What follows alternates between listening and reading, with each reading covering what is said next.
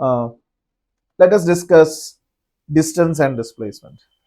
Suppose an object is moving from A to B. That object can move in different ways. It can move, for example, it can move like this. Like this, it can move. This is whose length I will take it as L1. Another path, it is like this, whose length I will take it as L2. Or there is another way which we can do. It is L3 and so on, L4, like that. Okay, but there is only one shortest path between these two. I will take this from A to B. There is one shortest path between them. Okay, and I will give that as S. So where L1, L2, L3, L4 and all, there are different path length. Here S is also a path length, but that is the shortest path length. So distance, it shows the total path length covered between 2 points, and whereas the displacement, that is also the path length, but that is the shortest path length between 2 points. Okay. So when you take 2 points, there may be multiple values for that. Okay, so here I will write, this is the shortest, this is the path length, this is the path length, and what about this? It is the shortest path length between 2 points. Okay, now is there multiple values for distance between 2 points? Yes, there are multiple values between 2 points. There are multiple values between 2 points, but there is only one single value. Okay.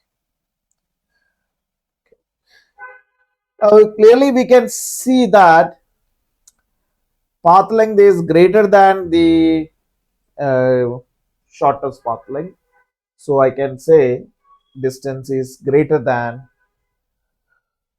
distance is greater than displacement. It is greater than displacement. Now I will give you another scenario. You have to tell me, if person is moving only a straight path, which means person is moving from A to B, only which direction it is moving? It is moving in this direction.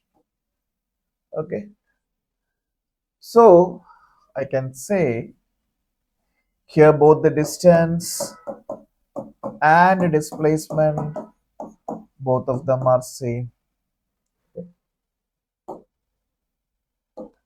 So I can say distance, it can be equal to displacement also. So when you combine these two, I will get distance, it is greater than or equal to displacement. Okay. Now, is it a scalar or a vector quantity? Distance, it doesn't matter, okay, which direction you are moving it. You are just taking the magnitude. Whereas for a displacement, that is also important. From starting point to ending point, where this here you will take, here I can take this as my initial point and this as my final point.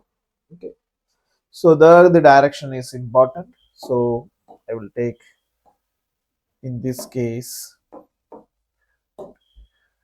I will take this as scalar quantity, this as vector quantity. What about the unit? Both of them are having the same unit. Now, regarding the values, if the object is moving, then I can say this is always positive value. Here it is positive value is possible. Suppose the object, the person is moving from, this is my origin, and if it's moving towards right, I will take it as positive value. If I am moving towards left, I will take it as negative value. So at that time the displacement is going to be negative value.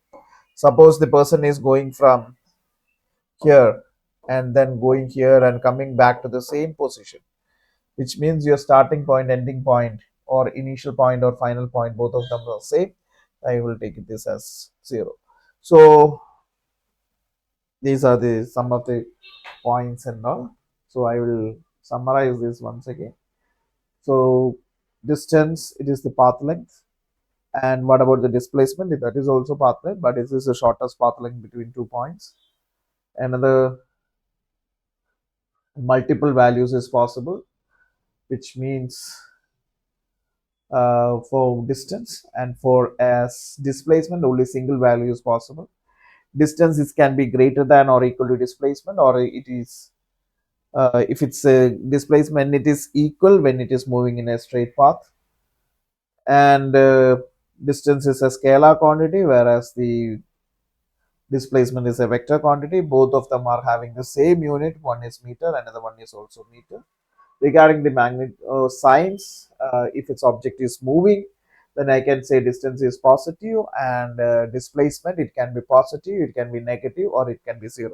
When it is 0, when the initial point and final point, both of them are same. Thank you.